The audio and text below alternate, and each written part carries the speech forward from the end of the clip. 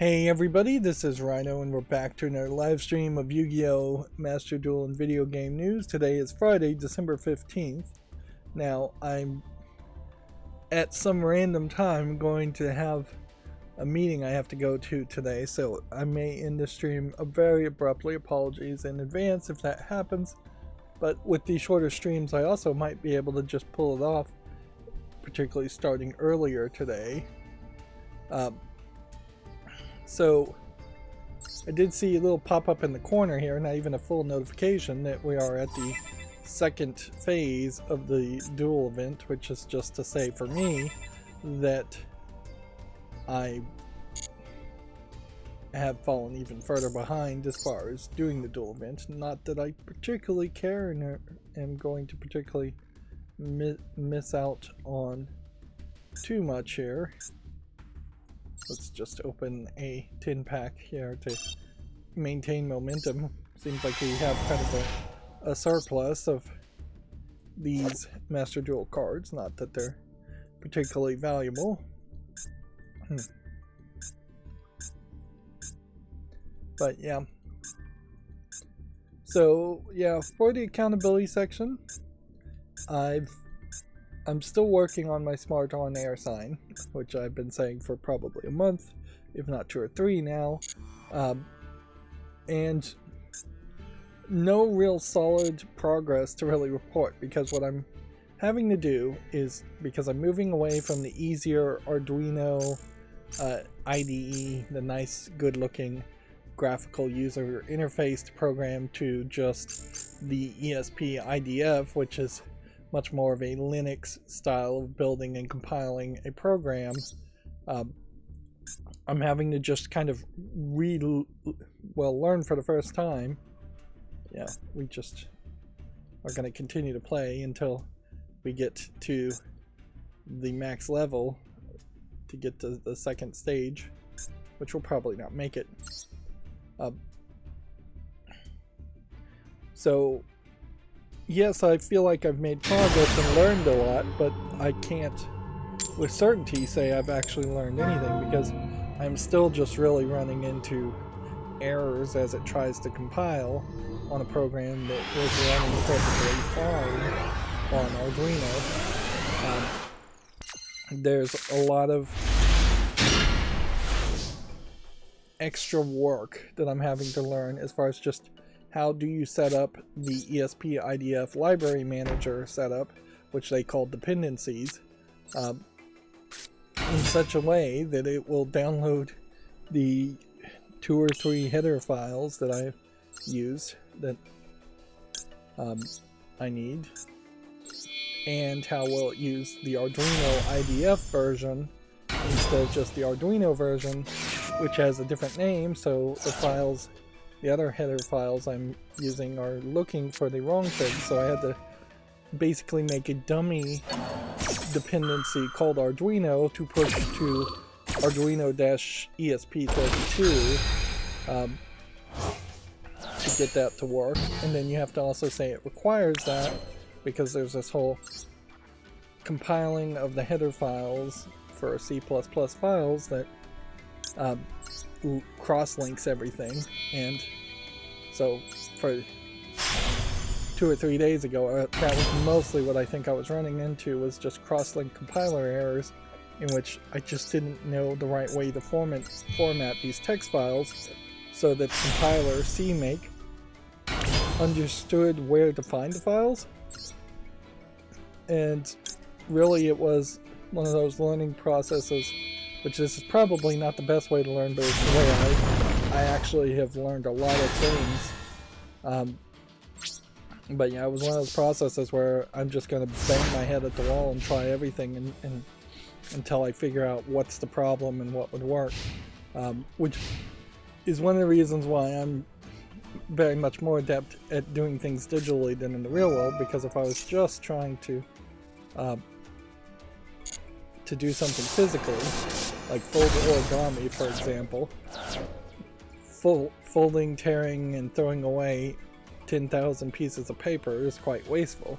Throwing away 10,000 files, or changing them slightly and then overwriting them so there's been 10,000 iterations of a digital file, is not a big deal.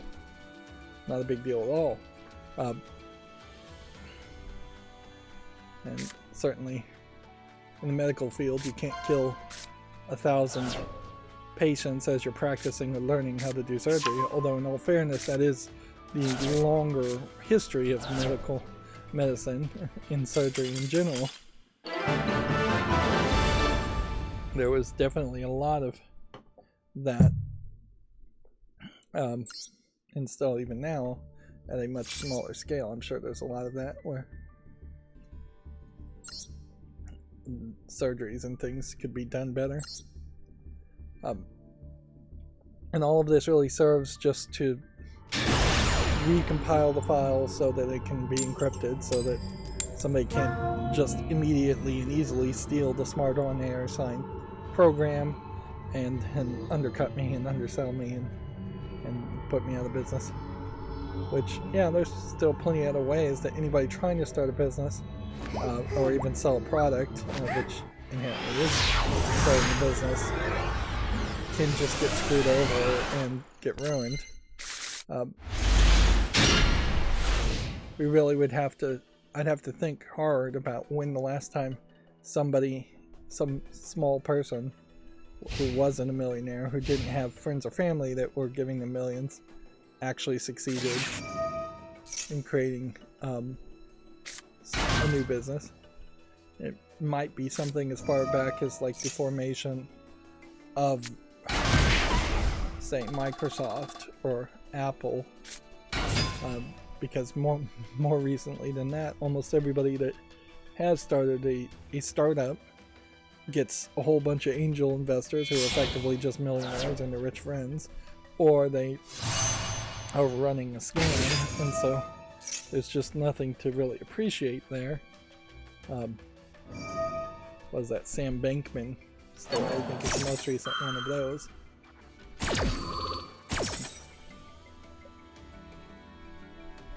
So yeah, speaking of cryptocurrency, that as I was talking about super permutations, which maybe I can pronounce a little bit better today, and in the last stream, it did get me thinking that if I just had an infinite amount of time, it would be really cool to investigate if you could make a blockchain style application that used super permutations of different variations for compression, and if you can compress things on top of compressing things, so that you can get even more information that way. Inherently, if there was this online blockchain that multiple people had copies to, and it was just self-updating and self-improving to make even better super permutations, that'd be really cool. However, at a certain level, this almost certainly would be best done in such a way that no financial reward would be involved in it. So it would be a lot like a blockchain, because it would be like a lot like a Bitcoin or something, but with no money on it involved in it. Instead, the reward is that files are smaller and more compressed, and all of society benefits there. And on the back end of that, if you need less hard drives, particularly if you're a giant company like Google who has tons of hard drives, there very well might be a major financial benefit to engaging or embracing a new compression technology that is based on a blockchain as its source of its dictionary. Of course, there is potentially also a loss there, that if the blockchain dictionary collapsed or went away, then you couldn't decrypt your file. And yeah, I guess there's a real danger in that.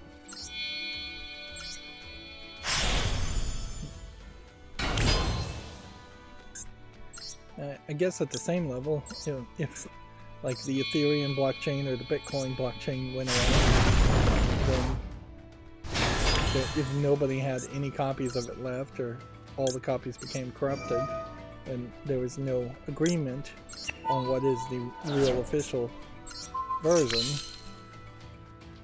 you would in that aspect also potentially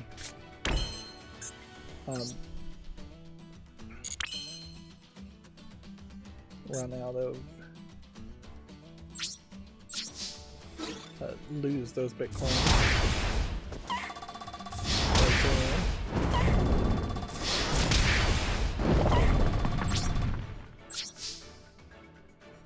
But yeah, as far as the accountability section, I really don't have anything interesting to say here as far as just like making dependencies on the ESP IDF is rough, and you kind of have to look online, and there's just not enough documentation there. And then configuring the IDF component.yaml file to point to managed GitHub sources for header files is difficult to figure out, or managed dependencies.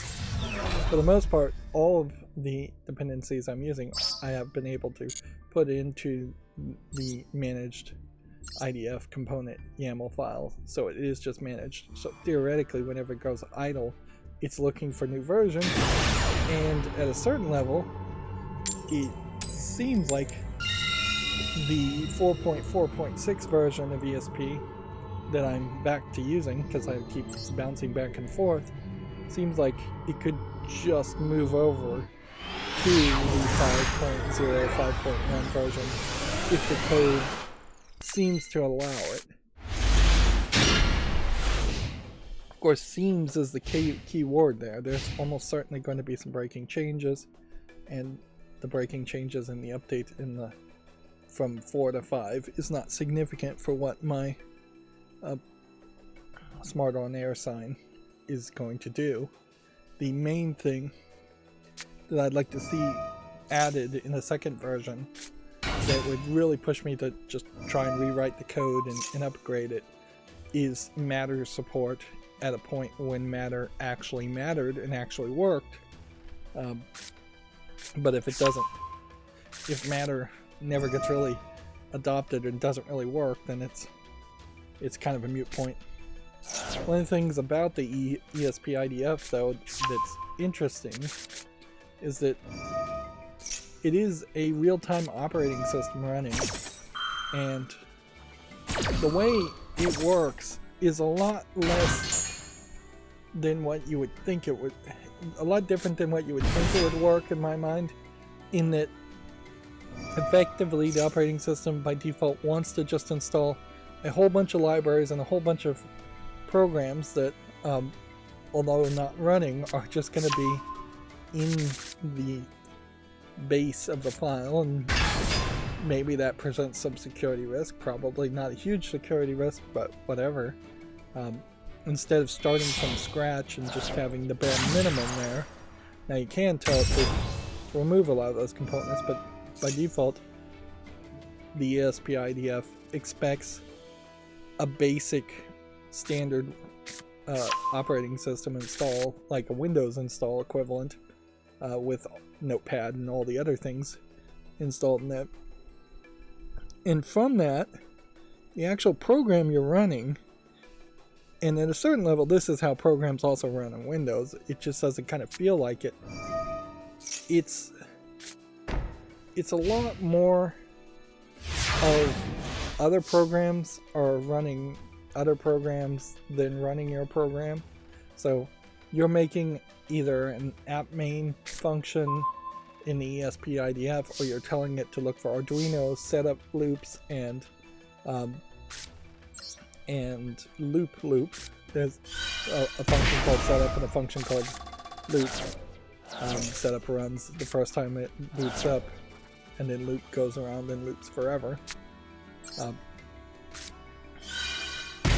But those are effectively functions just being called by another program, and above that is another function being called by another program.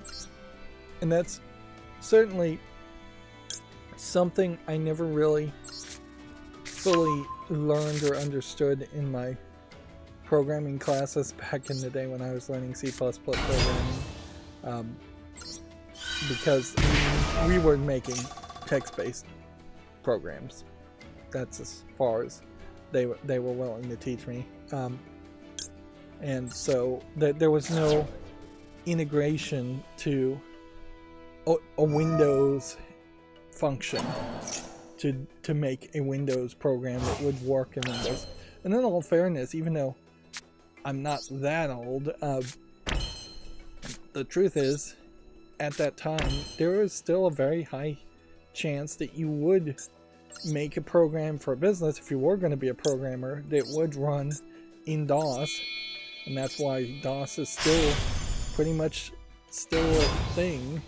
Even today, there are versions of FreeDOS being made, maintained, and used, because nobody wants to pay the extra man hours to make a fancy graphical user interface. And certainly it was a lot more difficult to make a fancy graphical user interface, a GUI, those days than it is today. Notably, it also highlights how Microsoft has totally dropped the ball in the fact that they really should be much, much closer to the Unreal Engine.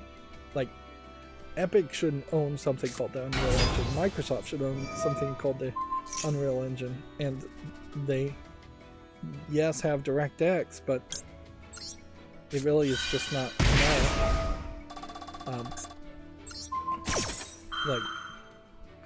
And yes, they have tried to improve it. That's where you get the fancy newer versions of Windows XP, but that they really haven't done enough on the GUI side, as far as having libraries that they would give out and people would use.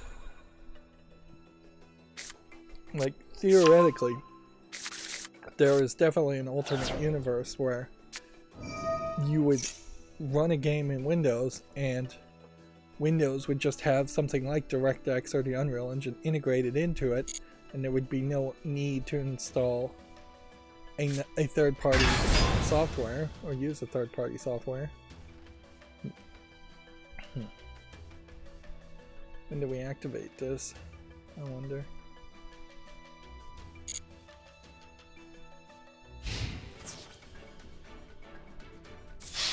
Well, I'm gonna lose here, so let's activate it now and see what we can do.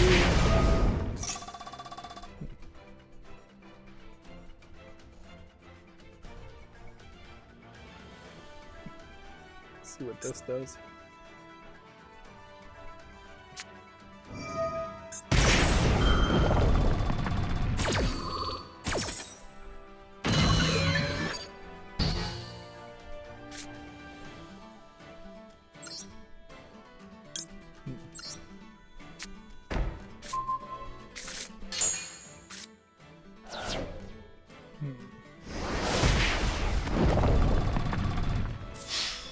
So we lost there.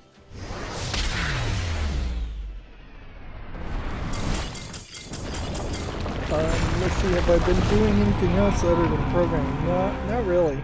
I definitely was rushing to try and have prototypes finished by today.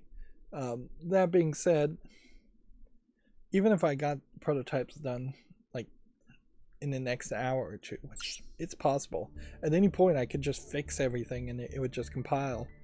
It's not really giving a lot of time to test. Like, I definitely changed enough code that it would make sense to wait a week and make sure it's actually connecting and it can handle the handshake with the OBS WebSocket program, and everything just works. So yeah, I mean, at a certain level, I guess I could give a almost completely useless device as a prototype to a tester and say, I'll email you an update, but I really need to test even that process once I have the encryption done, can I use the way I'd like to update to actually update. One of the weird things about the ESP IDF, as I understand it, is it does have an over-the-air updater option built in, which is one of the over-the-air updating options. But you still would really have to build a program and flash it to the chip before it's enabled. It's not like these chips come out by default flashable, as far as I understand it. The ones I'm using. I think there might be a newer one that wouldn't really be available or suitable that might be flashable if you can get Bluetooth like ultra wideband right next to it. You basically have to get the flasher right next to it so it knows you're trying to flash it, and that certainly would be more helpful if you're just trying to, say, flash 100, 1,000, 10,000 all at once. Otherwise, the way I have it set up is really just for individuals to update the software when they want to. It doesn't take into account the initial installation of the application firmware, or the idea that you might have 1,000 or 10,000 on the shelf plugged in for some reason, but waiting to go out so that they can be updated if needed be. Which that doesn't really make a lot of sense in my scenario, but if you had a battery device and it was just checking every now and then, that might make some sense.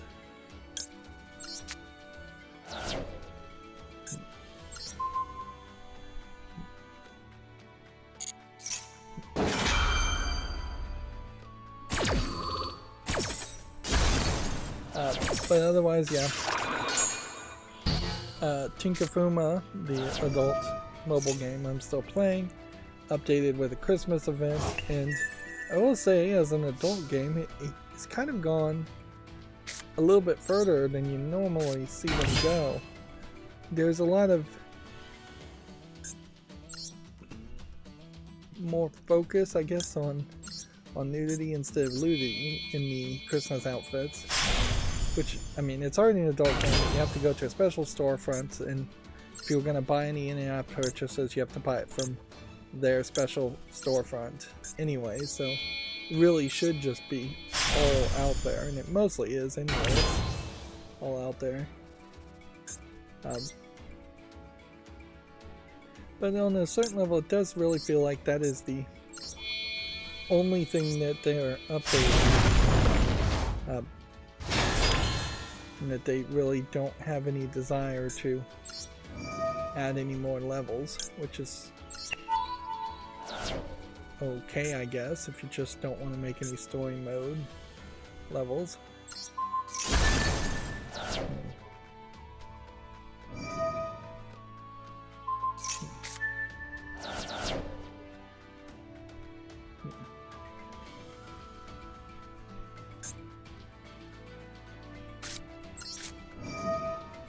Let's see if this works.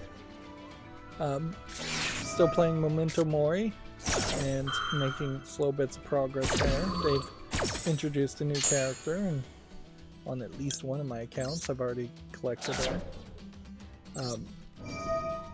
And yeah, just making small bits of progress. My slight concern there, though, is that because they have this interesting system in which you can just make a new save file every month when they seemingly make a new world, it does kind of feel like once you get to a certain end point, you're going to have very little to do. Of course, that is nowhere as bad as the end point I've already had and I have been stuck at, as far as Star Trek Lower Decks, where there they're just not adding any new content fast enough at all. They are having a Christmas event too, or Christmas event, which is interesting, but it is just a side special event, and there never was really that much gameplay in Star Trek Lower Decks. I feel like a lot of times I'm just talking about these games mostly just to warm up, is the truth, and there's not a lot to say. And Seven Mortal Sins has some new events, a lot of new events that are still overwhelming me quite a bit.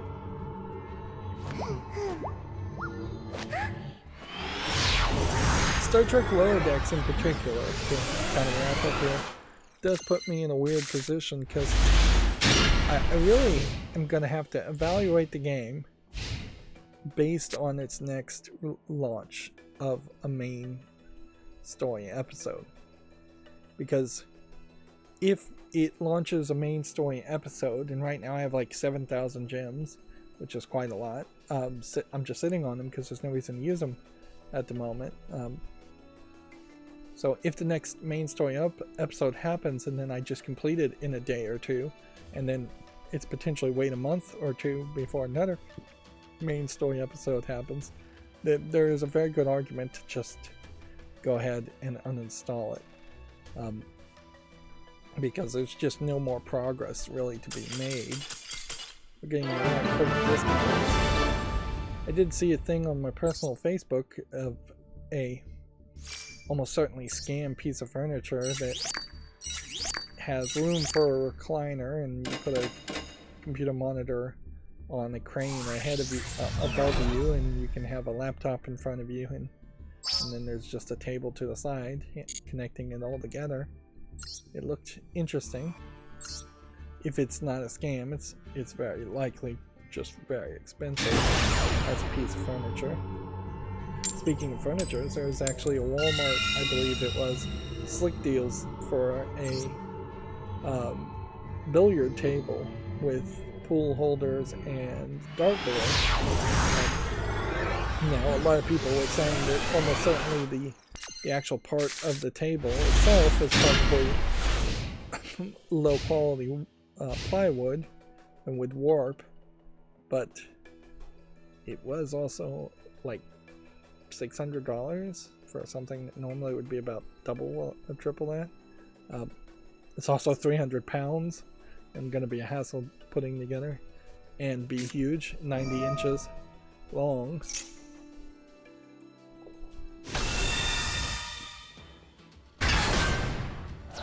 Yeah, it's almost impossible unless you just have a huge house to justify having a billiard table, unless you play it quite a bit.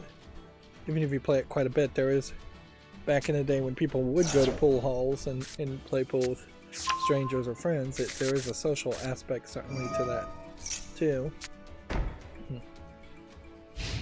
Do I have anything else to ramble about? Still watching Ghost Whisperer. Kind of ran out of the interesting episodes of old Top Gear. The thing about old Top Gear in particular is you want to watch these special episodes. You kind of don't want to watch the episodes where it's just celebrities driving in a reasonably priced car, even though that can be fun. But them talking about news and talking about cars that came out potentially 10 years ago is just not going to be super interesting. It can be a little interesting, but it's going to feel somewhat lackluster, particularly if you've seen it before, which I mostly have.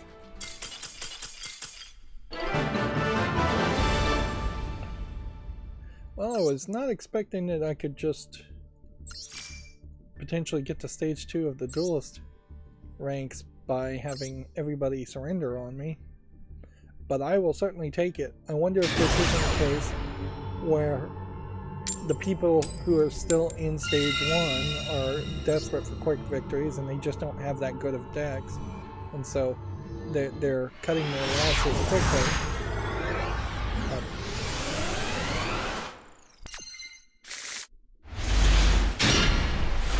There's a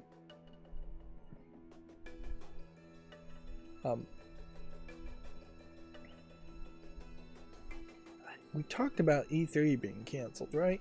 Yeah, in the last stream, so there's no real new news around that. It really couldn't be much new news unless they undid what they had already said. But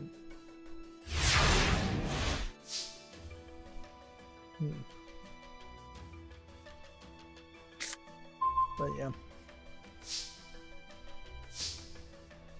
So I don't know if there's particularly a ton of new news that happened. I've also just not really been paying much attention to it. Valve is banning people in Counter-Strike Go, and as part of the ban, they're giving out toxic lumps of coal, which is PR nonsense or just silliness in general. More companies, I'm sure, have laid off people in the past couple days, and more games have been cancelled, and we'll talk about all of that. But yeah, I was thinking that there was some big news, but I guess there really isn't.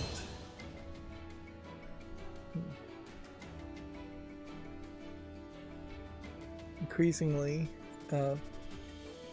Fortnite is trying to become a metaverse and be its own walled garden, despite the fact that that was its complaints against Apple and Google for them being walled gardens.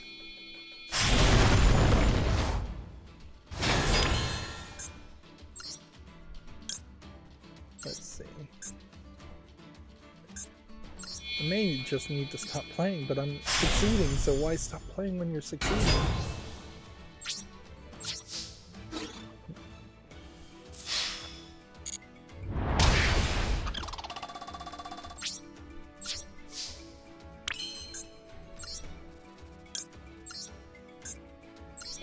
Still wish this could be automated. Now, the first collectible card game where you can just have automated macros to click a button to do multiple things would be great.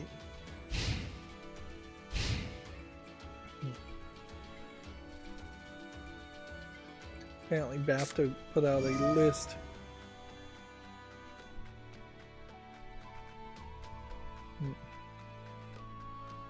interesting. BAFTA does not want to load.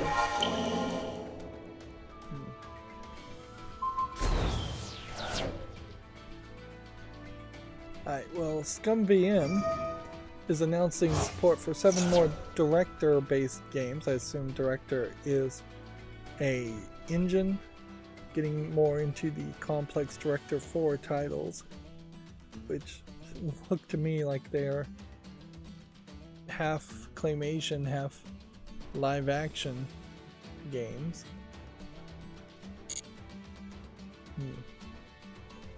Let's see if we can get some more detailed. I've never heard of these games. Let's see.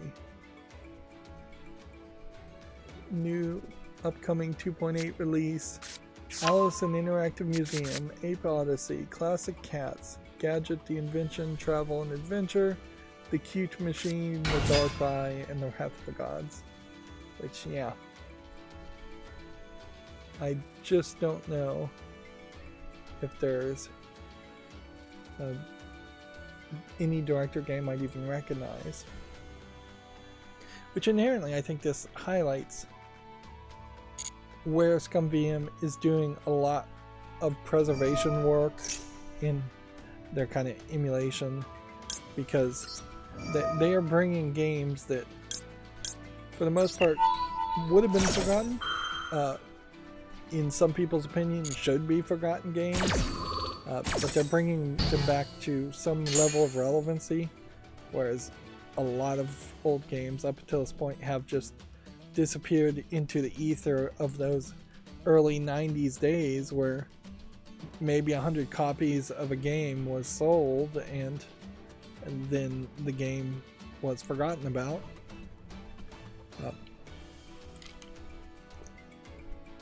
Which, if we were still in that situation, the gaming industry would have been a very small industry still to today. Like, or it would have just all been console based, where cartridges and consoles ruled.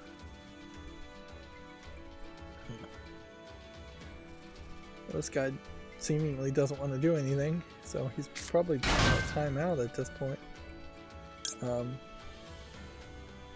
Let's not activate this. I don't think it's going to do anything. Kojima Productions, with their new headline here for OD, put out a picture of an 8th anniversary of Kojima Productions. Here we can see it bigger. That being said, that sadly just kind of highlights the problem with Kojima Productions, and that they've been fairly twice as slow as they should have been as far as developing games. And this is the danger of starting a new game company and then having a lot of PR and a lot of prestige and a big name behind it, is that you really should be much closer to that 4 years, or at least perceived 4 years per game to be developed, whereas Death Stranding is, to my understanding, unless I've forgotten the game, the only game that has been released in 8 years from Kojima Productions. And they've just announced OD, which, even if they rush it and if it's been secretly in development for the past 4 years, it's still likely a year away, would be my estimate. So yeah, it could be 2 or 3 or 4 years away though also. And so it's just not really as fast as there is demand, whereas most people would like to see a new game from the company every 4 years, roughly speaking, if not faster. Unfortunately, that was not any side effect of the pandemic, as would be the idea that because people were working from home or less distracted with other activities that they could no longer do, that they would have been better at, or faster at developing games or doing their jobs in any other field or industry. Nope, that definitely did not happen. Which I don't know if you really should have would have ever expected it to happen that way, but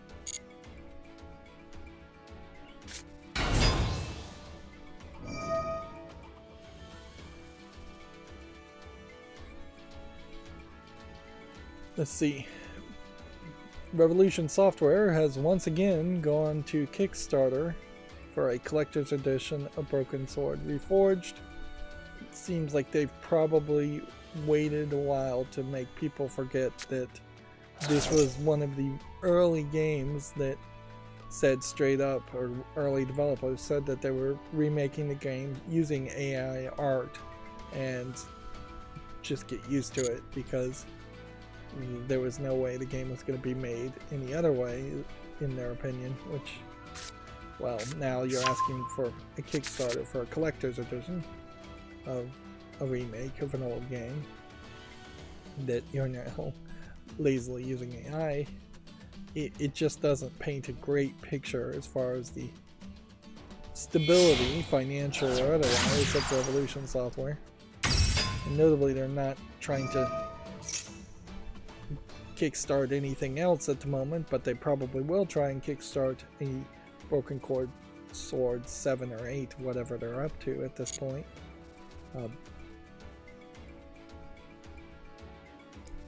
The thing here is that the Reforged remake does make a lot of sense. A reboot of the series doesn't make a lot of sense.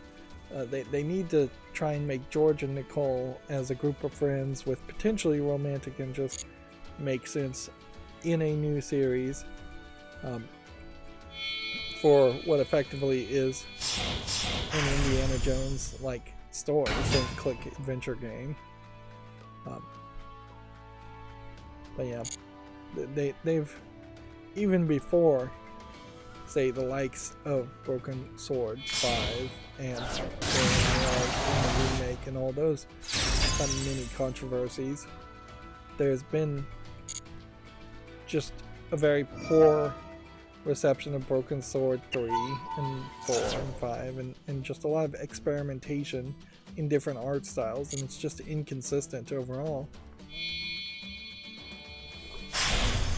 So if there ever was a series that needed a soft reboot, it's the Broken Sword series. Arguably, for any kind of point-and-click adventure game, you should probably put them out fairly quickly and just move forward. Same is kind of true for like the Indiana Jones movies. It definitely would make some sense to me if there was a new Indiana Jones movie every 2 or 3 years from Steven Spielberg. Oh, they've lost. They couldn't attack. Interesting. Was there a reason he couldn't attack, or did he just choose not to attack?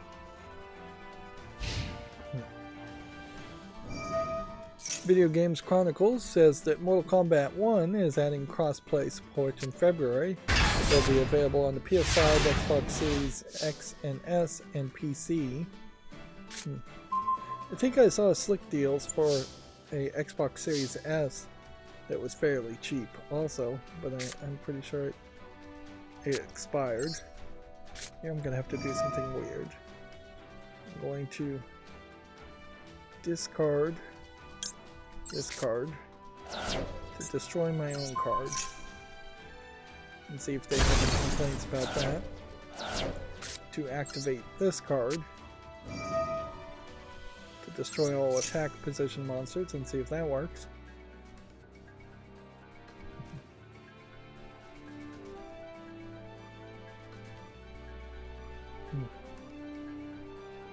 Mortal Kombat as a game is probably less of a game that really needed a soft reboot, but it might as well.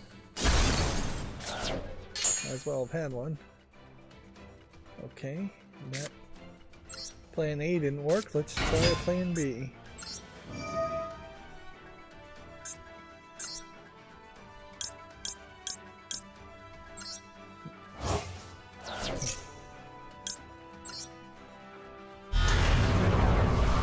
Could still turn around and win this.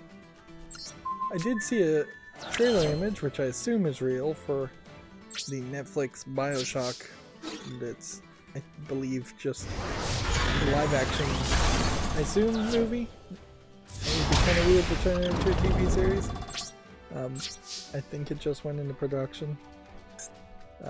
The more looking at the trailer, it just made me feel more and more like I really hope they just would touch it.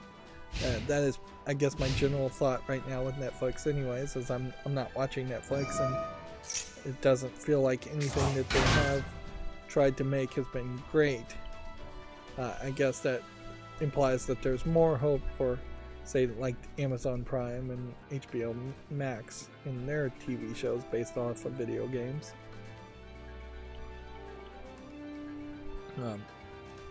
But yeah, that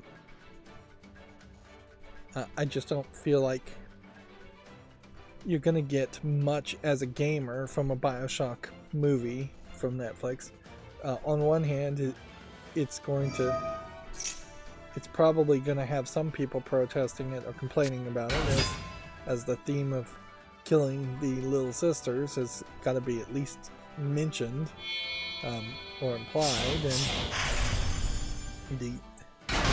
so there might be some small controversy around that. And if you're a video game fan, you've almost certainly already played BioShock, and so there really can't be anything too new that's added to it that won't either feel like it's been wedged in and isn't actually canonical or part of the real video game storyline. Plus, just to take Netflix out of it, they pretty much ruined the BioShock universe with BioShock Infinite already. It's fairly hard to play Burial at Sea, which I don't think I ever got around to playing. which I believe was the DLC for Infinite, after you see just the big ending of Infinite. The ending of Infinite really should have been the ending of the Bioshock series, and then just move on to a new Shock style game. Magic in one hand, guns in another. Which I wouldn't be surprised if we see some kind of Baldur's Gate fantasy game that does a very similar gameplay style to that, which, since fantasy seems to be on the rise as far as types of games. I believe I saw also that there was the beginnings of talks of making a Baldur's Gate 3 movie or TV series, possibly by Netflix, possibly by somebody else. I didn't pay much attention to it. Video Games Chronicle here says Embracer has reportedly made layoffs at 3D Realms and Slipgate Ironworks. The Danish studios acquired in 2021 are the latest to be hit by the restructuring at Embracer. I guess the real question is, who do they actually keep at Embracer? Because you can't just really willy-nilly lay off everybody, or shut down entire offices.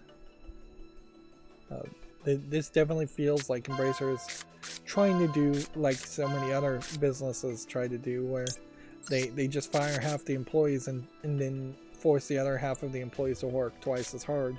That's not going to work in a creative field, though, in video games, like video game design. You just can't work twice as hard. So then they'll, if that is the mistake that Embracer is making, the corporation, the management of Embracer is making, then their next step out of desperation will be to then merge companies together to get the staff numbers back, and then in the process of merging things they'll try and lay off more middle managers, which you can almost always get rid of a few middle managers when there's actual bloat there. But you know, that's not going to really solve anything, because then you just have these merged companies that just haven't worked together well before, so there's going to be a lot of training and just onboarding and getting to know you sessions that you'll have to do, which is going to make more work. And so hopefully that the management is hoping that something like that, if that is their next step, would stop the bleeding, but in a lot of cases it doesn't. It slows the bleeding for a few more years, so it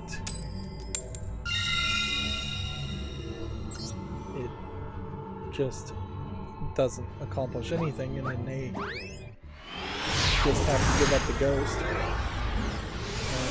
shut down the whole company. Which, with Embracer in particular, I mean, the THQ Nordic company is about the only company I would imagine you would keep, but I don't know who else you would actively seek to protect in these layoffs. And you might see a split there, the opposite of a merger effectively, where THQ Nordic splits off and then this Embracer company is left as the shell company that just is holding on to all the debts and poor business decisions and poor financial decisions. Of course, then you might also have a lawsuit that pops up where they claim that THQ Nordic acquired a bunch of companies and then effectively just stole the intellectual property or the ideas of the other companies and then shut down the other companies and then split off to its own company. Which, yeah. If you see a case where a company splits off into two companies and then one of the companies fairly quickly goes into bankruptcy, the bankruptcy courts will try to see about undoing those splits. And there's probably more laws protecting those kinds of shenanigans than there should be, though. Clearly people still try doing things like that, and so they think it's a good idea. Although at a certain level, I kind of do think even C-suite managers often are just mustache-twirling idiots that think they can get away with anything, and just because they mostly have been able to get away with anything in their life in general, or specifically in business.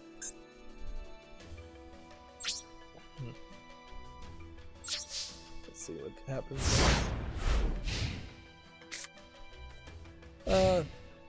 I suppose this is kind of big news. Naughty Dog has officially canceled The Last of Us Online. The team working on the game was reportedly scaled down earlier this year. So it seems to me like it probably wasn't actually on the path to any level of success there. The idea of a Last of Us Online game never really made a lot of sense to me anyways. And this is just my own personal interpretation, but the gameplay aspect of The Last of Us has never been the thing people have really talked about. So when you would potentially make an online game that would just be emulating the gameplay mechanics and couldn't possibly be emulating the story single player experience that that people are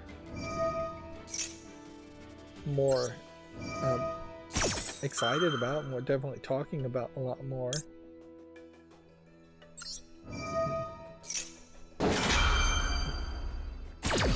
Yeah. I personally just don't think that a Last of Us universe and its gameplay mechanics particularly need to be expanded into an online experience or any other kind of game experience. It is effectively just a zombie game.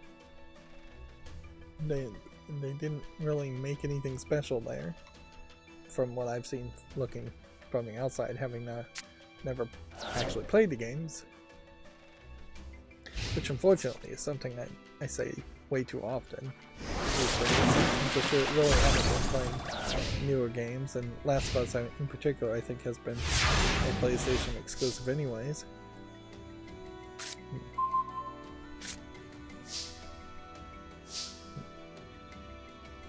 Okay.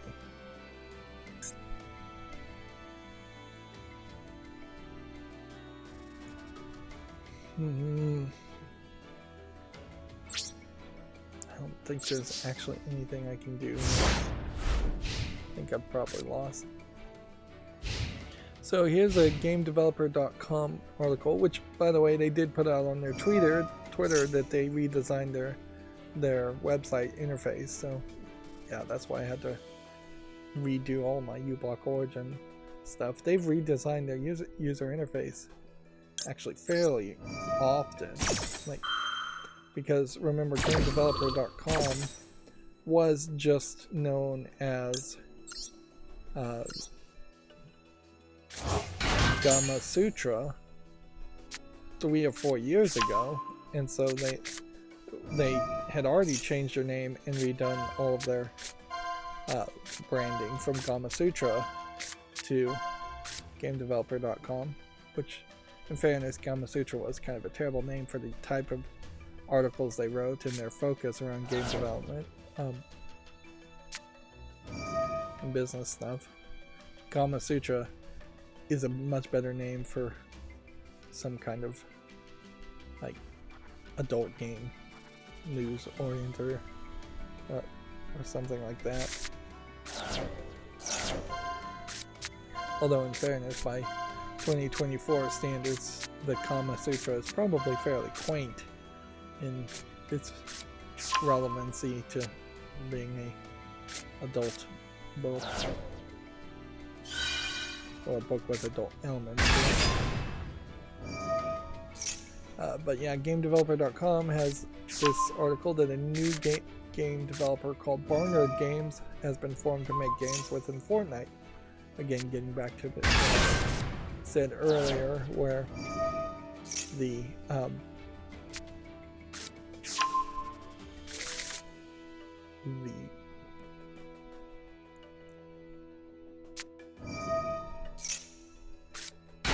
let's see.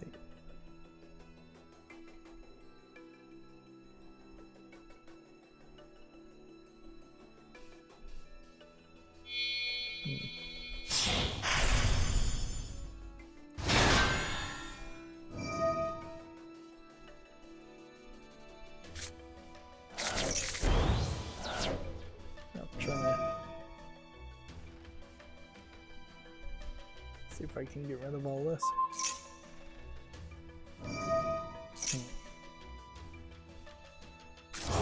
Yeah, like I was saying earlier, the idea of Fortnite being its own closed source.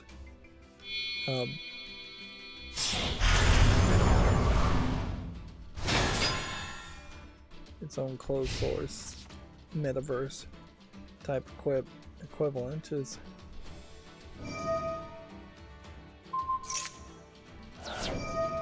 not particularly, I guess it's somewhat ironic is what the best way to describe that. Yeah. This is a funny thing about HTML is how they never really figured out how to make these horizontal bars be a thing just in HTML, and so everybody has been faking them in HTML development since pretty much HTML started, and nobody has just said, hey, let's just make a tag that automatically does that. And arguably there's kind of a lot in HTML5 that's still missing, whereas modern ideas, certainly feature creep could be added to HTML6, a potential HTML6. Like, it's kind of crazy that you can't just generate a QR code in HTML based on text. That you would have to load a whole bunch of JavaScript to do that.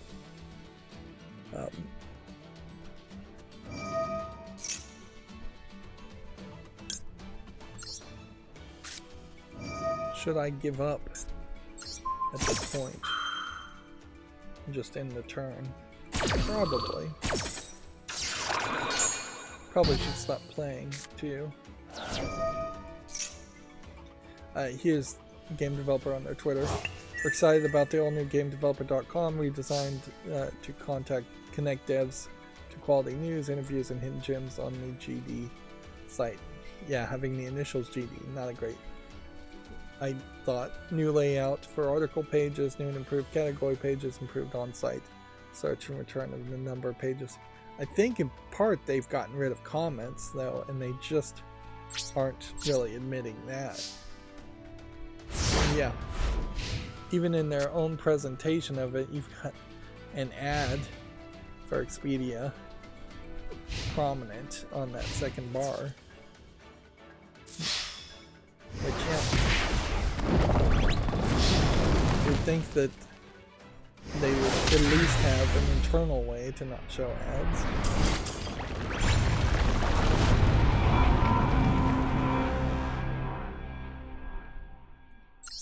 I think that's going to be enough for today, just because I am potentially under the gun.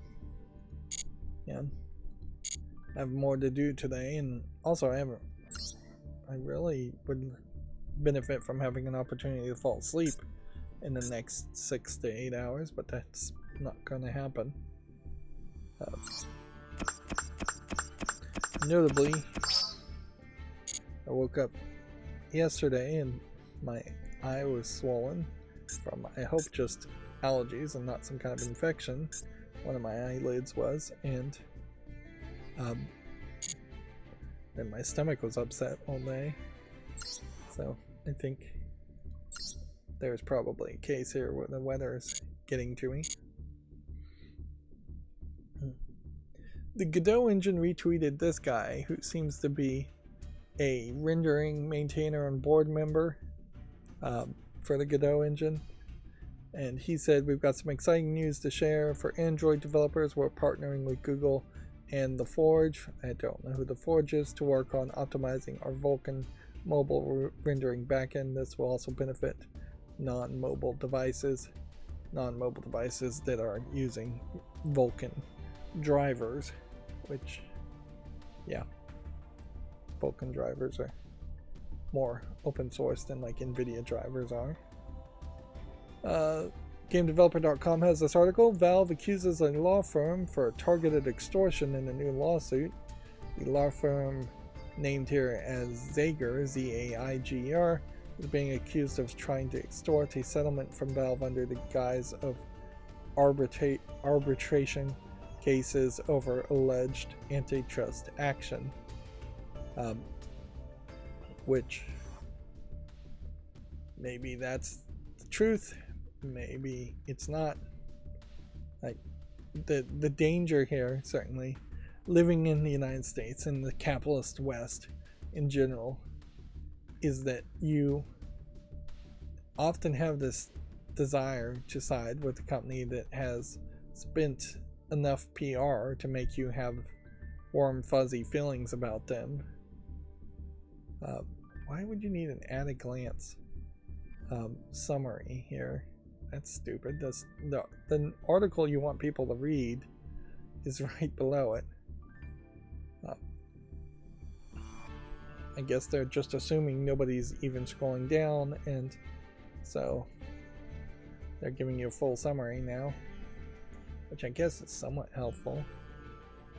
But yeah, I can see on one side maybe it is just standard attempts at a lawsuit because Valve is the big dog and maybe has been monopolistic, although I don't know if Steam really has acted or done anything to be that monopolistic. If anything, I think there are a lot of companies out there that are saying you can't have your game priced lower and anywhere else. But the problem in particular with the claim that Valve is doing that is it just doesn't feel real like that really happens, because there's people that put their games out cheaper or for free on their own websites.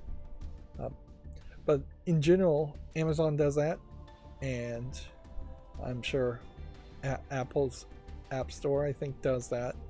And so it is become this very standard business thing that perhaps politicians should make a law to say, you know what, you just can't dictate to people what the price is, or negotiate even in a contractual way what the price will be listed here if they want to sell on your platform at a lower price, or if they want to sell on a different platform at a lower price. You just have to allow it. And I could see some guidance coming out from the Federal Trade Commission saying something along that line. But yeah, this is just going to be probably a nothing lawsuit that goes on forever, and we'll never really hear any end result from it, or we'll get results from it from like 6 to 10 years from now. And maybe even if Valve was found guilty, they'll just say, well, we stopped doing that 9 years ago, so what you just have to pay a small fine, which is often how this all ends. Spider-Man's New Game Plus mode has been delayed to early 2024, according to Video Games Chronicles. Sonic Mania Plus is coming to mobile via Netflix. Netflix Games is working on a Squid Game video game spin-off. I've heard a lot of people talking about Squid Games, or spin-offs of Squid Games, which this is probably targeted advertising in part by Netflix, that they're putting out press releases and trying to get people hyped on Squid Games again. I don't know, really. It seems like it's a little too late. If Netflix is going to start putting out video games based on huge successes, they almost have to have a finished game in their pocket, just ready for one of their streaming series to be a success. and then very quickly in the course of 3 or 4 months reskin that finished game to look like the success, or have 4 different versions of that game for 4 different Netflix series and only release the version of the game that is the most successful version of that. Although in the case of Squid Games, I don't know if they ever really expected it to be successful. And Squid Games also a Netflix success, but not really a Netflix original product. And then this was that weird GameDeveloper.com article where they're just talking about the Steam Deck OLED feeling like a radiant new dawn for portable play, which, I mean, it's nice and all, but they don't typically review games or hardware, so they're really going out of their way here. Yeah. I still haven't logged into that Epic Game Store. I'm probably going to miss the 17 free games that they're giving away, which is fine by my boat. Alright, well then let's quickly go through the games from last stream that I decided might be worth looking at and making YouTube shorts on, and just look at them. See, this is kind of the point where I think it makes a lot of sense to have somebody else jump in, somebody to prompt me, ask me questions about the games or something like that. Yeah, I think we can get rid of this one.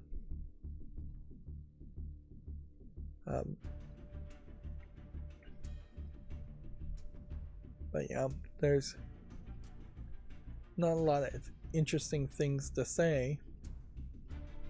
And that is one of the big problems I think that I'm going to run into, is that yes, on average these streams may be an hour shorter now, saving me potentially 150 plus hours a year, but I am actually showing off considerably fewer games because I'm already curating the worst of the worst garbage games, and some of those worst of the worst garbage games might actually be something that somebody actually wants to see and play. And so I don't like being the curator here. I don't like the level of censorship there.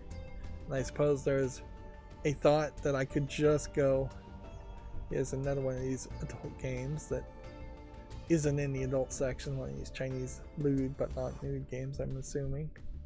You can see it's already mixed, so it's convinced a decent number of people to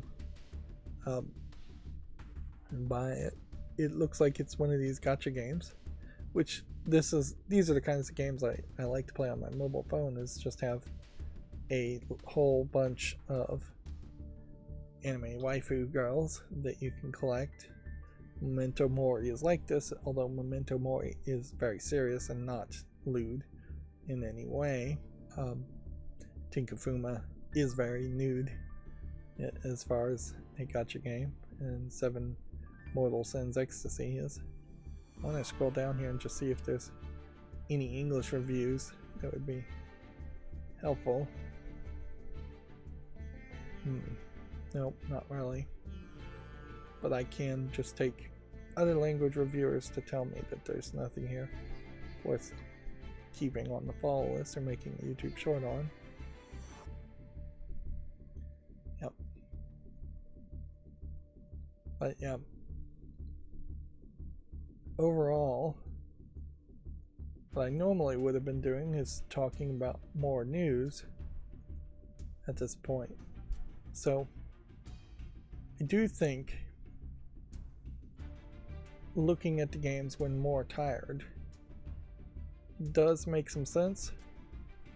The trick there is I'm just gonna have to refactor my macros in some way, because what I'm gonna have to have it do is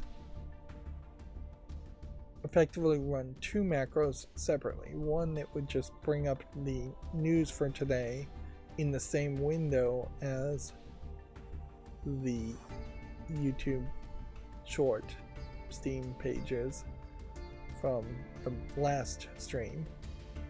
Then after that, or before that, it kind of doesn't matter which way. It's gonna have to open a different window and make today's YouTube Steam games.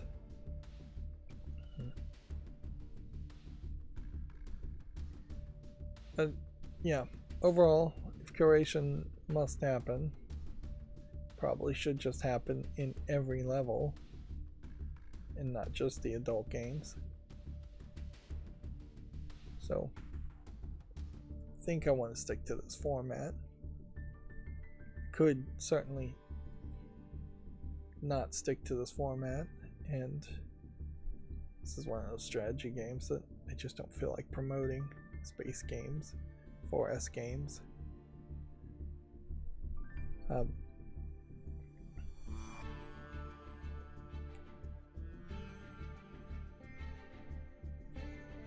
Yeah, there's not a lot to say, and I am energetic right now where I would like to say something, but I mean, what can I really say at this point? I've totally burned myself out as having any kind of Is a Risk of Rain clone or going for name confusion. I could look at a game and go, oh yeah, this is a visual novel, this is a horror game. Now this is a weird one because this one feels like it has been re-released. This is Buried Alive, and there was another game called Buried Alive, or very similar to Buried Alive, the same concept. So maybe somebody copied somebody, or it's just a coincidence there's two of the same games.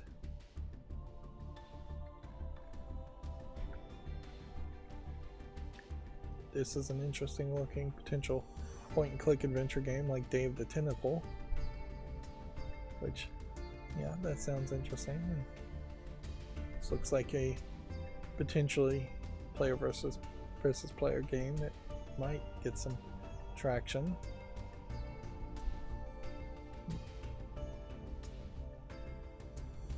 At a certain level, even when I make pre-recorded series, which it's been months since I've done that, which, yeah, I do question what the back half of 2024 is really going to feel like. It definitely feels like there's potentially going to just be a point where I run out of footage or don't schedule footage. This is a weird looking game, but it's already mixed. Like, why have this cat girl in what looks like a half city sim game, half bridge constructor? This feels like one of those mobile games that just has a little bit of everything promised, and the actual game is incredibly boring. I'm almost certainly that's what this is.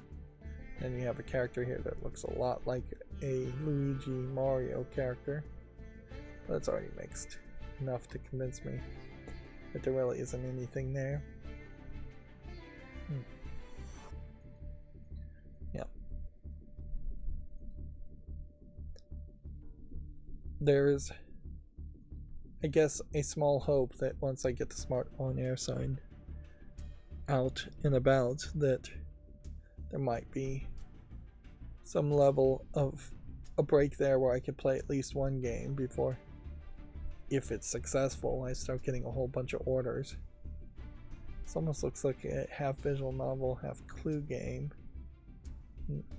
which, as far as Clue goes, it really would make a lot of sense to just be able to move the board pieces and the rooms around. Yeah, that would actually make a lot of sense, to you randomly shuffle the layout of the building, and then that adds a lot more value to the board of Clue, which that I like Clue, but inherently there is a weirdness around it, in that you spend a lot more time rolling dice and walking from room to room to make a suggestion or an accusation than well, you actually don't have to walk to a room to make an accusation than you really think you would. Inherently, it's probably a better game to play Clue if you get rid of the dice rolling completely and just play by house rules, where you can move any room you want to automatically without rolling a dice and make a suggestion. But then if you play that way, you're speeding up Clue, which is kind of fine. But you're also eliminating half of a strategy game where there really isn't that much strategy in the first place. So Clue as a board game really does need some rethinking as a concept. The general murder mystery concept works, but the gameplay mechanics by modern standards could be really fully remade. Then Dying Light Winter's Tale edition is 50% off. What is the last thing? I'll see if I can make a YouTube short on that. Probably can't. Alright. And with any luck, well, that'll bring us to the new news. So, mostly leaning very heavily on SteamDB's personal charts to try and get a general idea of what people are playing. Definitely seems like the finals, now in the 7th spot, is really succeeding fairly well. GTA 5 is also very high, whereas the top 4 are so solidified that it just doesn't seem like you're going to have a long-term chance of ever breaking the top 4. Which definitely makes an argument that maybe the middle of these sections are a lot more important. Once you start getting down to a game like Space War here, which I've never heard of, but also has only 45,000 players, that might be the more interesting element. Yeah, some of these color things would be helpful if they told me if it was a trend of going up and down, but that's not what the color means. Green means I own the game somehow, which how do I own so many of these games? And white means they're on the wish, I'm following them, and blue is on the wish list. So I guess all I can really take from that is if you see color, that means I've probably seen the game and evaluated the game.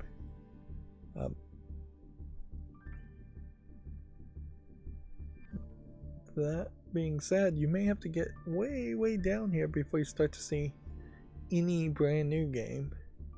And it just doesn't really feel like there's a high chance you would get a brand new game where a 24-hour peak would be above 10,000 players. So I don't know if there's a specific small indie game in the top 1,000, let alone the top 100. And then my chart totally screwed up here, so all the data points are completely disconnected. For the 12th, I'll have to delete one data point somewhere that is probably either above or below this map points that is causing this to undelete, that be disconnected. Same is true for this and this and this and this, these little dots. Which maybe it would make sense to, on a monthly basis, do that intentionally so that you would see disconnected charts. Although, why see disconnected charts? It would just be a visual break and nothing else. It does seem to me like Baldur's Gate 3 and Lethal Company and Call of Duty all have dropped from a fairly high peak.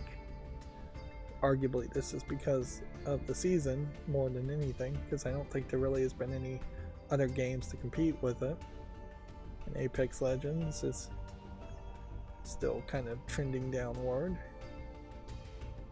And I don't see anything really trending upward.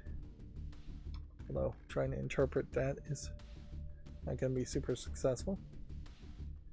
It also seems like if we are going to have a winter event, it to me feels like they are just not going to do it before the new year. So yeah, that's probably fine for most people in general, is to just have a winter event instead, and or a new year event as far as games being on sale. I think they're, particularly on a digital storefront like Steam, there is a lot of room to potentially have a sale right after Christmas, after you've opened your presents and gotten potentially Steam gift cards, or just known what games you did get so you don't buy duplicates, or know what games you didn't get so you can buy whatever you want. So that there is an argument to potentially having a sales holiday between Christmas, Boxing Day, and New Year. Let's go through all the Video Games Chronicle articles real quick now. Last of Us Online's main menu seemingly linked. It kind of doesn't matter now, does it? All Xbox owners can play Modern Warfare 3 and EA Sports Football Club 24 for free this weekend. We had talked about Mortal Kombat 1 adding crossplay support in February. The PlayStation 5 Pro could launch in 2024 with Sony's own deep learning super sampling solution is claimed, which this firmly should be in the rumor level. Deep learning super sampling, or DLSS, is potentially a technology there that would make some sense to put a lot of focus on, because it will just make smoother frame rates and better frame rates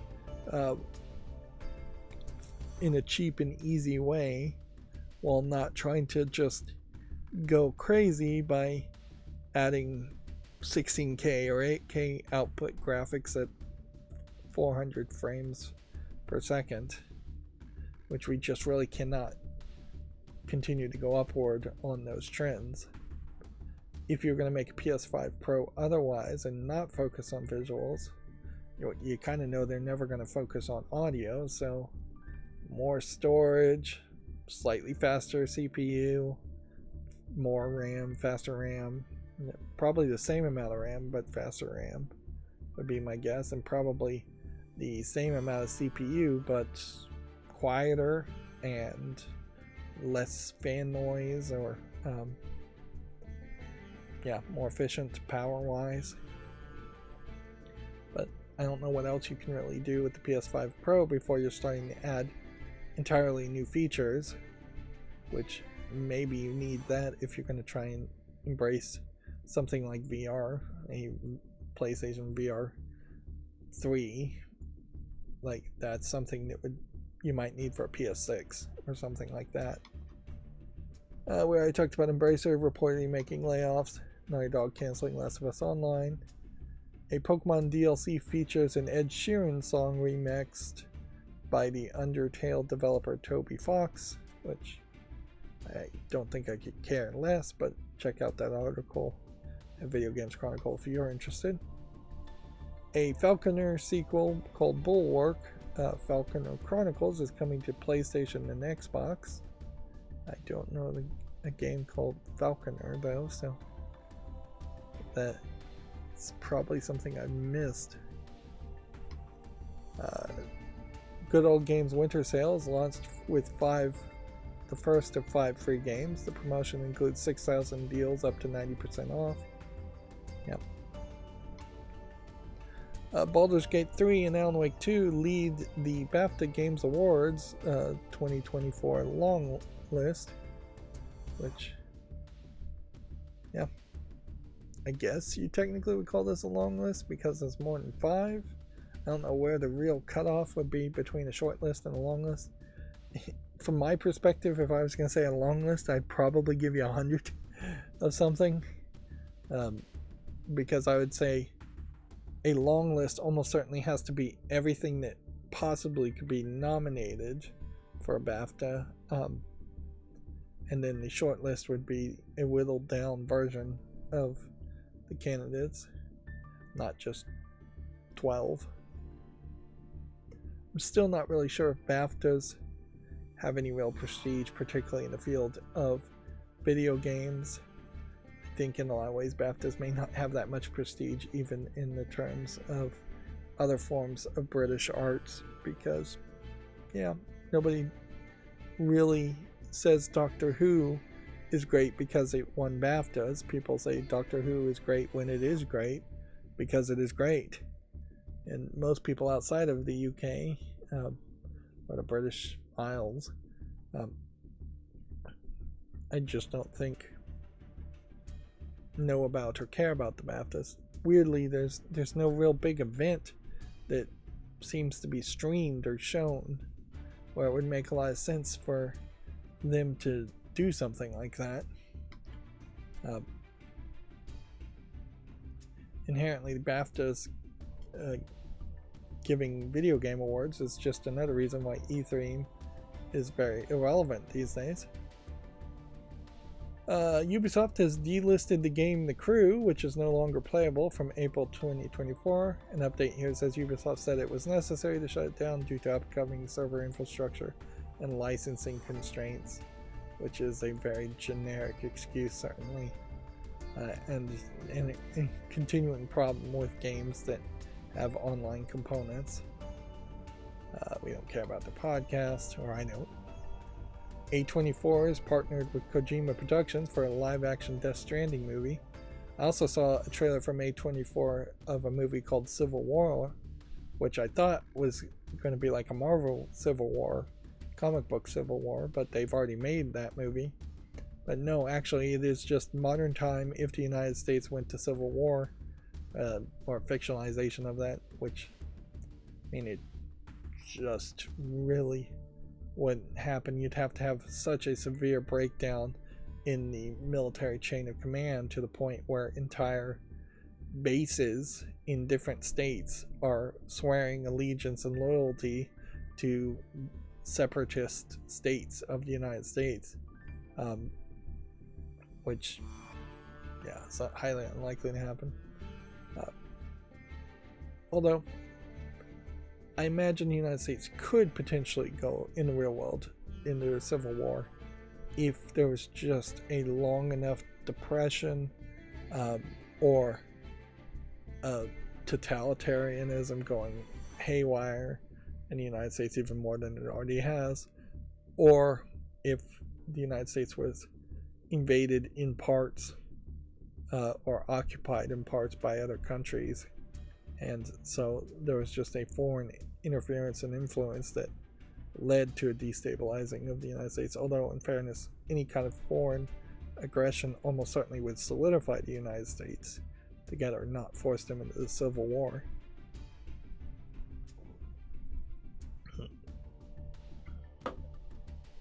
But yeah, it might be a very interesting movie, and certainly I'm interested to see who has what to say when it comes out,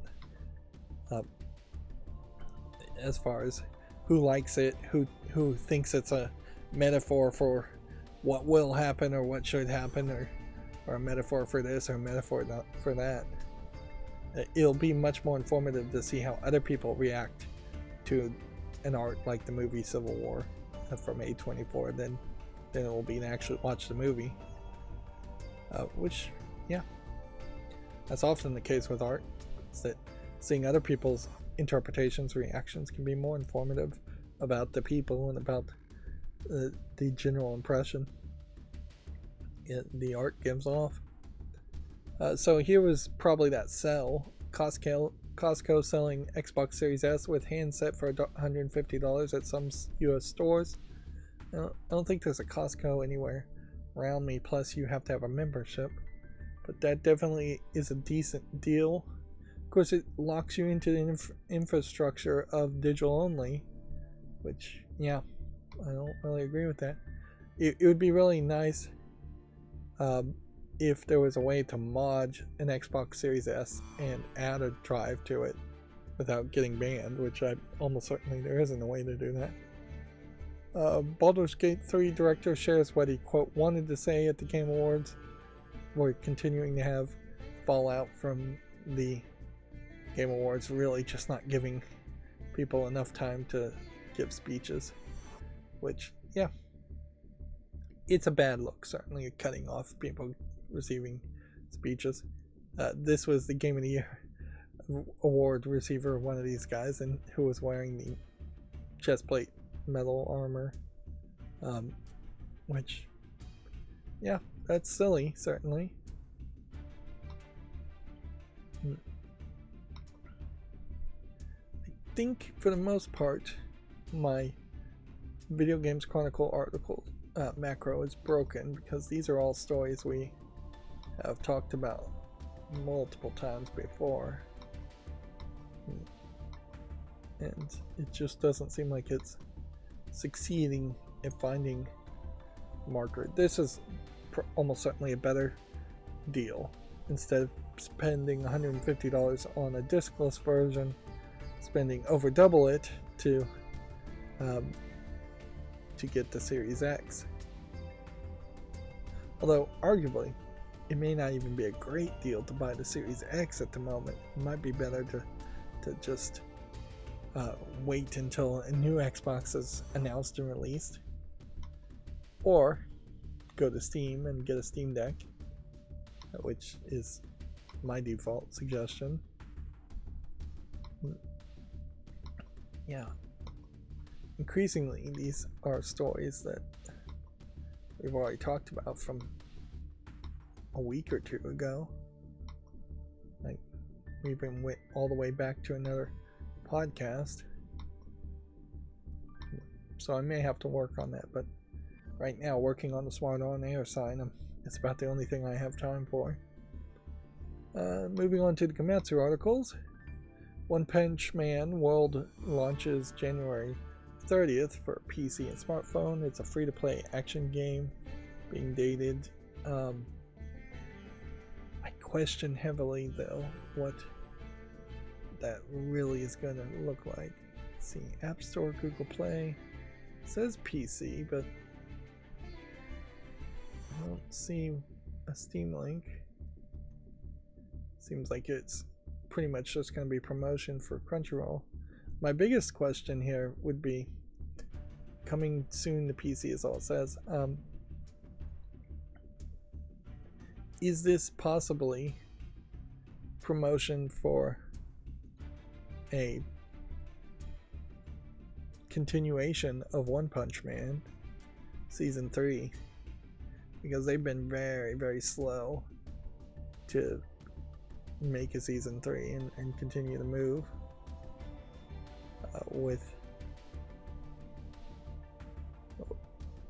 move forward with the animation of One Punch Man.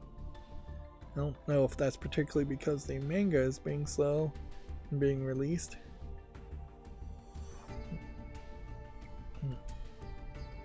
And the cutscenes I'm seeing, this looks real interesting, but I don't know if there's actually a gameplay mechanic behind that. And the gimmick of One Punch Man in particular could make a very good gacha game, as it is a world full of superheroes and villains, but there is potentially a lot of problems there too, in that the characters are going to be too weird and they're going to run out of heroes eventually if you made a gacha game. Scarlet Grace Emerald Beyond launches April 25th, 2024 for PC, PS4, smartphone, and Switch. Saga, shortened name of that. Let's see what Steam makes this look like. Looks very similar to a Persona type game, Final Fantasy type, Japanese JRPG type game, which frankly, in my mind, a JRPG is a very wide description. It really doesn't mean much of anything. Honkai Star Rail version 1.6 update Crown of the Mundane and Divine launches December 27th. Like a Dragon Infinite Wealth details its sub-stories, personality stats, and bond level. This is one of the issues here, is that by covering this news, I just have to read the headlines out, and that gives me something to say. So it definitely makes a lot more sense to talk about the news first. than the games. Dread Out 2 is coming to the Switch on January 18th of 2024. I don't know if we really need to say that. And Dread Out 2 was released in 2020 on PC, and it's somewhat mixed recently, but overall it's scraping by at 74%. I think we've seen less of that happening though, where we've seen small indie games that really aren't super high quality trying to port themselves to Switch. I imagine people have realized it's not really worth it, or it's too much effort to do that.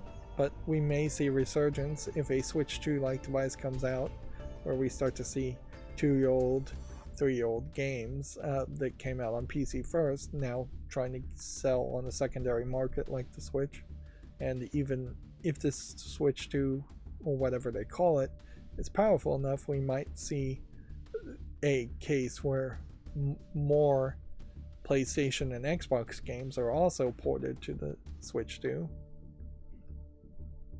The Legend of Heroes Kai no Kisekai Farewell O Zamoria has been announced. So, a new Legend of Heroes game. Tales of the CQ, Seikyu probably is Seikyu probably. I can't pronounce it. Yep. Gameplay showcase trailer is available at Gamatsu if you want to look at that. Shirin the Wanderer, the Mystery Dungeon of Serpent Coil Island has a system trailer if you want to check that out. Persona 5 series has sales topping 10 million, which that's a number ending in a 0, so it should be treated by most people will treat that as a big thing, and 10 million sales is a big number. Although they somewhat cheated in the Persona 5 sold over 3.2 million, where the sound action game Persona 5 Dancing in Starlight, the updated and enhanced Persona 5 Royale, Persona 5 Strikers, and Persona 5 Tacticia seem to be all adding together to be that 10 million. Whereas arguably most people would just count Persona 5 and Persona 5 Royale, the remake. They wouldn't count spin-off games. At certain points you should be saying the Persona franchise sold over a certain amount, but they'll make that announcement later, I'm sure. Another Code Recollection demo is now available. This was the Nintendo DS early puzzle Nintendo DS games that kind of relied on the dual screen and the touch screen, I believe, and that's why they never really got ported to anything else. That being said, I do believe another Code Recollection might be coming to Steam, although here it just says Switch, so yeah, Switch via the Nintendo eShop.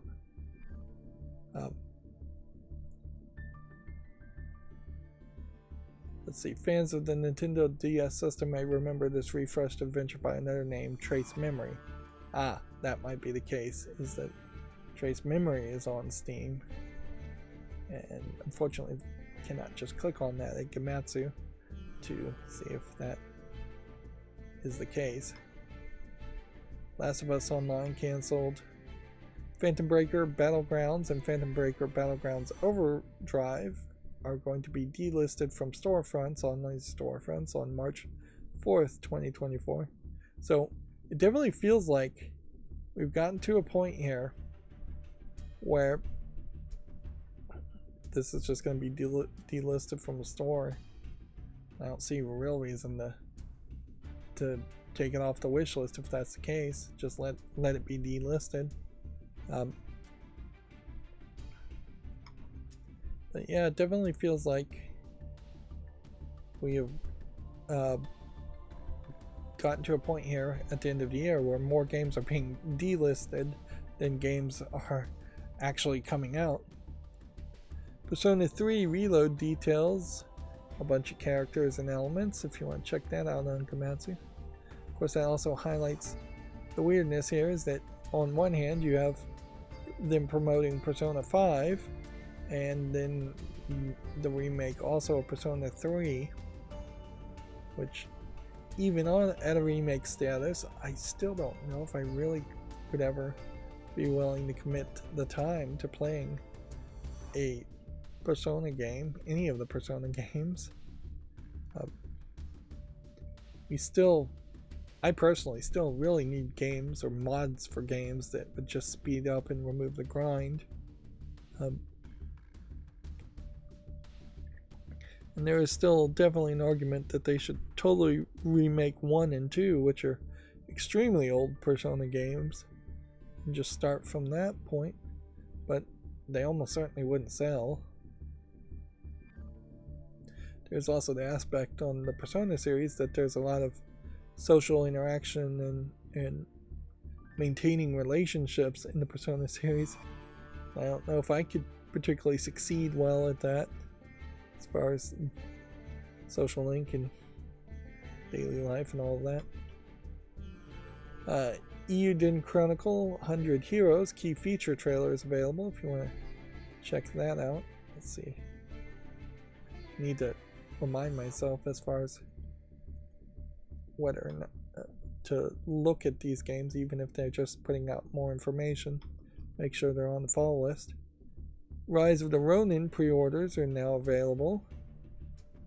So pretty much I need to always scroll down to at least the Steam link. This looks like an interesting, pretty game. I could see making an argument to play one of these Ronin samurai type games. I haven't really played any of those, and it would fill in a noticeable gap in the style of games I've played, or the type of visual of games I've played. Atomic Heart DLC Trapped in Limbo launches February 6, 2024, which is interesting because I was just thinking a couple days ago, and I think I mentioned it, that Atomic Heart had pretty much just disappeared. The hope here would be that this DLC might make the overall main game better, but it probably isn't going to do much. I wouldn't be surprised if it is. This is Trapped in Limbo. This looks nothing like an Atomic Heart game. This looks like a completely different game that they're just pretending is connected to that. This is just a collection of low effort games from the looks of it. Well, it is. It's an Atomic Heart game. It's just like everything you would expect from a low effort game developer to do, which I don't know if that's the joke and that's the parody, or if this is just the developers of Atomic Heart finally really revealing that they just didn't have the skill to make an actual Bioshock style game, which is what it always kind of made itself look like. And in fairness, the main part of Atomic Heart is effectively trying to be a Bioshock style game. It's just not very good at it. One of the things it definitely could fix in the DLC, and I don't know if it will, it probably won't, would be to just get rid of the infinitely respawning enemies in the open world sections, and just trim up those sections, because that was a major complaint from everybody who played it that I heard. Unicorn Overload Lord details more allied characters and social activities. There almost certainly would have been some nominations for Atomic Heart had it not been such a disappointment of an experience, with slight bugginess at launch and just kind of lackluster gameplay mechanics and concepts. And now it's pretty much just forgotten. Although, in fairness, Atomic Heart may have also come out last year, so it may have actually been nominated. Some good looking food here.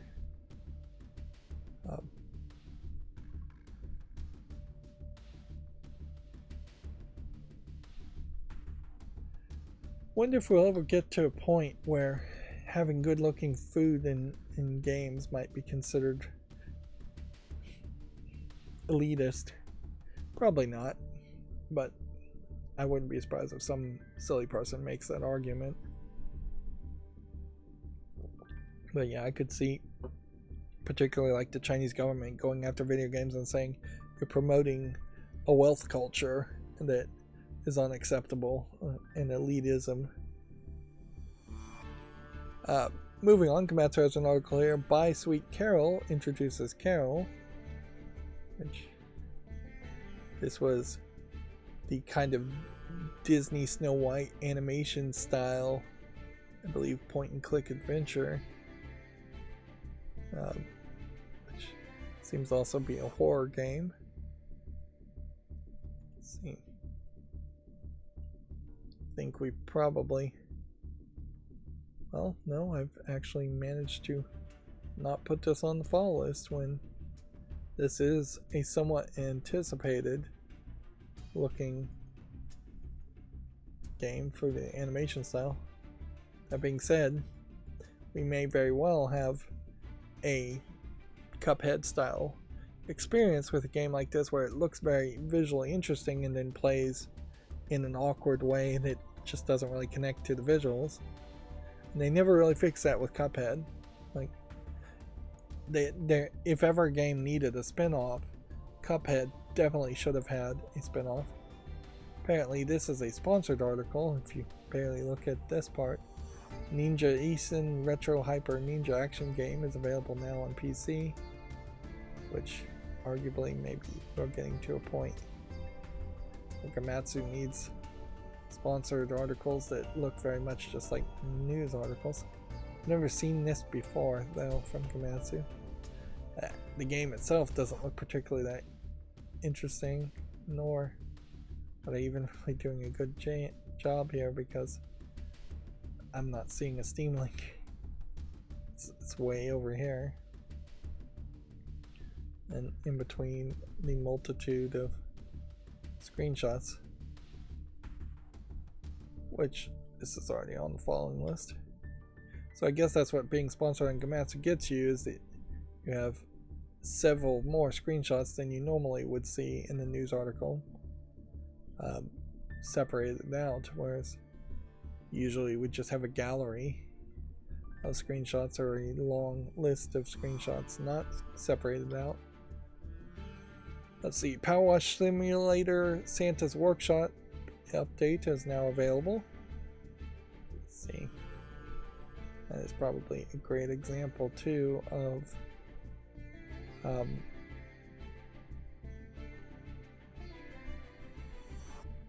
if I was to make a YouTube short on this, he'll come out somewhere in January at best, much later at worst. Legend of Steel Empire and Over Horizon X Steel Empire launch in early 2024 for Switch and then later for PS4.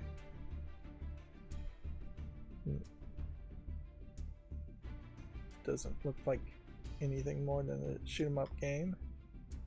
Jujutsu Kaisen Cursed Clash has a game mechanics trailer if you want to check that out. This one we've already put on the follow list almost certainly. Yep. And see, this is coming out February 1st, so pretty much anybody who puts out any game dares now put any game out in January, but they will do February 1st, which even that is potentially pushing the norms and opening up the idea to games coming out in January, which, yeah, a lot of games, particularly like Nintendo games, are fairly short. If you have the free time, if you put the time in, you can beat them in a weekend, so it's not crazy to release games on January 1st. But yeah, most people seem to not be willing to do that. Tekken 8 has a story trailer if you want to check that out. Let's see. Be kind of silly if Tekken 8 wasn't on the follow list. Yep. I still am more in this situation of lamenting that I've never been able to get into fighting games than actually making any progress to actually playing any fighting games. Expeditions, a Mud Runner game, launches on March 5th in 2024. Which that could be very interesting as a concept. It's already on my follow list too, as far as having a Mud Runner competition. Played Up for PS4 and 5, Xbox One and Series and Switch launches February 15th. Which doesn't look like much of anything, but pretty much anything that bothers to make a press release will get a YouTube short eventually from me. Let's see. Kojima Productions is collaborating with A24 to adapt Death Stranding into a live-action feature film, which probably is the better way to experience Death Stranding, but also the story in Death Stranding is ridiculous nonsense. So being turned into a live-action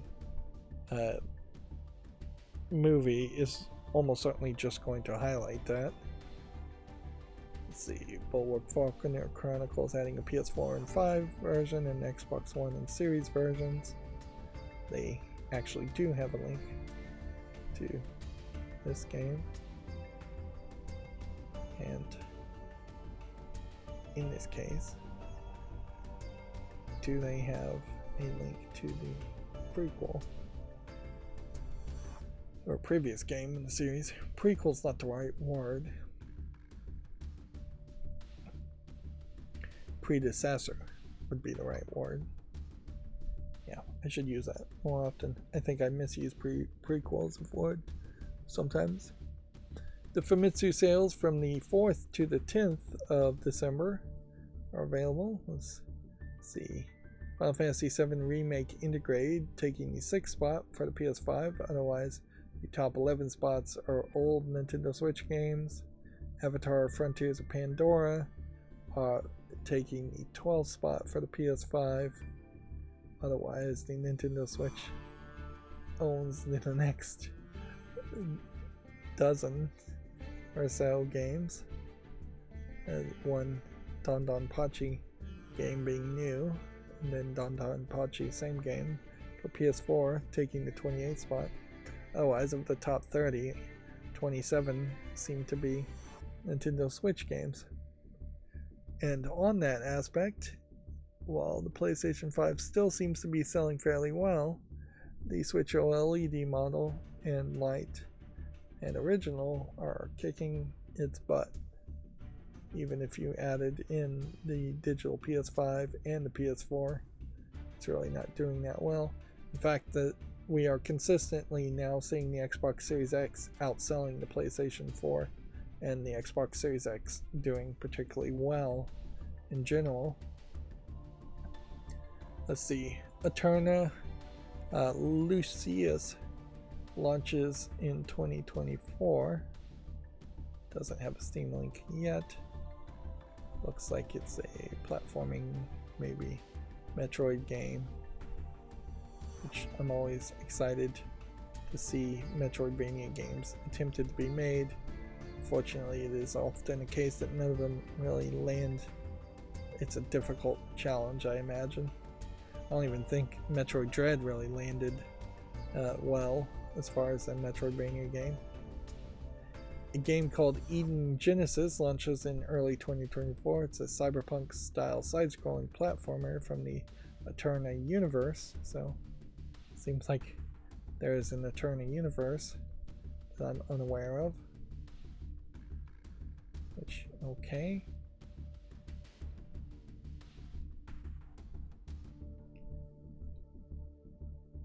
Perhaps a little too ambitious to be releasing two games that are similar enough that you could confuse the two, or that are in the same universe.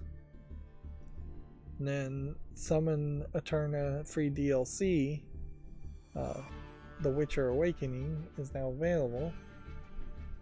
What is this game, Eterna?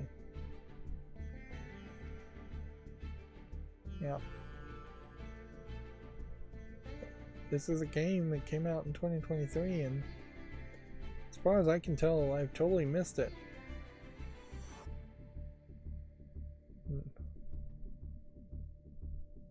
Which one of these is game DLC?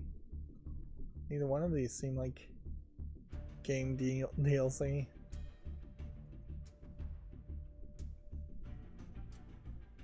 Yeah. So, yeah, free DLC now available. The Witcher Awakening must be just built into the game. Well, if I don't recognize the game, even if it's on the follow list, then I think that justifies making a new YouTube short on it, particularly if there's new DLC inside of it. Honestly, I haven't had to make that decision very often, so it's pretty easy to just generically say yes. Let's see, Pick Zizzle Cross Story of Seasons has been announced for Switch and PC, and I assume this is a Pick Cross style game. Maybe there's slightly different game mechanics, but overall it looks pretty much the same. Let's see, Dokusia Banging Summer is coming to the PS4 and Switch on April 18th in Japan. This looks like a visual novel, if I ever saw one. Doesn't seem like it's already... No, it is already on Steam, and yeah, it's rated very positively. Things and visual novel. Let's see, Aokana 4 Rhythms Across the Blue Extra 1 plus 2P launches December 21st in Japan. Which, yeah, seems like we might be seeing a few games going back to the old ways of releasing in Japan first. Toho Spell Carnival adds several characters and a release date trailer if you want to check this out for yet another Toho game. Persona 3 Reload has a Velvet Room trailer if you want to check that out. Marvel Spider-Man 2 New Game Plus update was delayed to 2024. Prince of Persia's Lost Crown gameplay overview trailer is available. And PlayStation Plus game catalog and classics lineup for December were announced. Which, yeah. Just scroll down this list without really making any commentary. Buzz Lightyear has Star Command. PlayStation, in my mind, really does a terrible job of promoting games they're giving out for free. Microsoft does it a lot better. Or has at least in the past done it better. Maybe Microsoft is going to stop doing as good of a job in the next few months. The Fallout 4 Next Gen update was delayed to 2024. A lot of this is old news too. This game's demo is now available in Japan.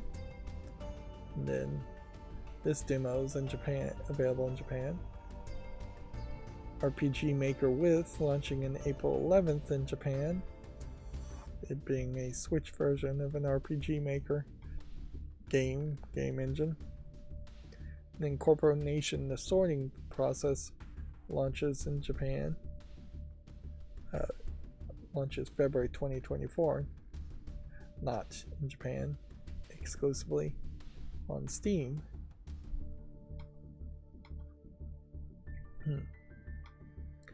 And then, because they've changed their page, my macro is probably going to be completely broken for GameDeveloper.com until I fix it. Otherwise, my macro would be opening each of these news stories. Although, looking at this, and let's just turn off our uBlock Origin visual changes just so we get what game developer would look like normally, or at least mostly normally. Noticeably still have ad blockers and privacy blockers not showing ads, or at least some of the odds. Growing online communities through proactive voice moderation as sponsored content. Yeah. Word policing? Does that grow an online community? Not really. I don't think that grows a community at all. Like, at a certain point, I guess, if you let it be completely unpoliced and just a toxic cesspool, but even that, even if you are just talking 4chan or Reddit or Kiwi Farms or something like that, I think completely uncensored still can grow community. I think the communities grow based on the interest and the general category and topic, and I think it has nothing to do with word policing and voice moderation per se. You maybe protect the community a little bit or maintain the community a little bit. I would probably sing a different tune if you're talking like a Disney forum versus Call of Duty Modern Warfare forum.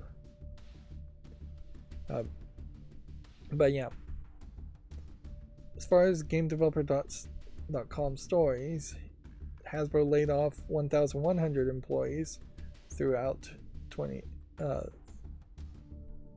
is going to lay off 1,100 employees through 2024, which is a big number.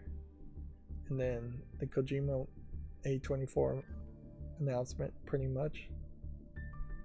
Thunderful Game Chief Games Officer departs amid a leadership reshuffle. I really don't even need to click on the articles, do I? Change in leadership may have caused E3's demise, which definitely begs the question is, what is the new leadership doing now then instead?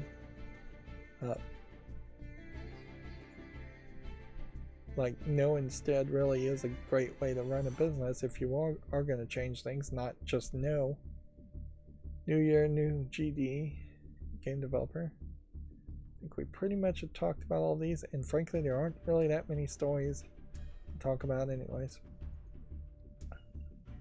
Meanwhile, the fall list cleanup is still failing to work because the fall list is not loading very consistently now.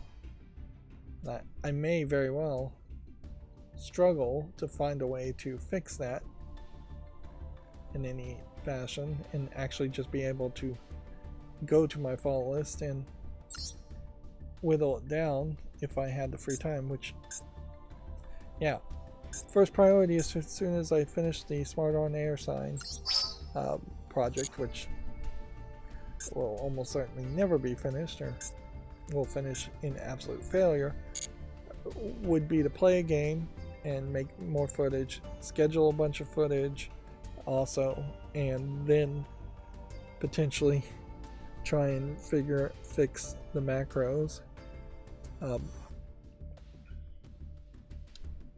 Yeah, I don't know if there's really going to be a lot of extra time to do anything else. Anyways, that's another 2-hour, almost on the dot live stream. So I've literally eliminated an hour just by being forced to censor and not cover adult games on Steam being released, and just curating the experience. So it definitely, I think, is worth it, but also it kind of sucks because I'm losing that exclusivity where I was probably the only person on the internet talking about or showing a lot of games that were coming out, even if they were mostly garbage games with no relevancy. Anyways, that's going to be it for the stream. As always, I ask you to like, share, subscribe, comment, and watch every second of my videos. Thank you for watching. Have a good evening.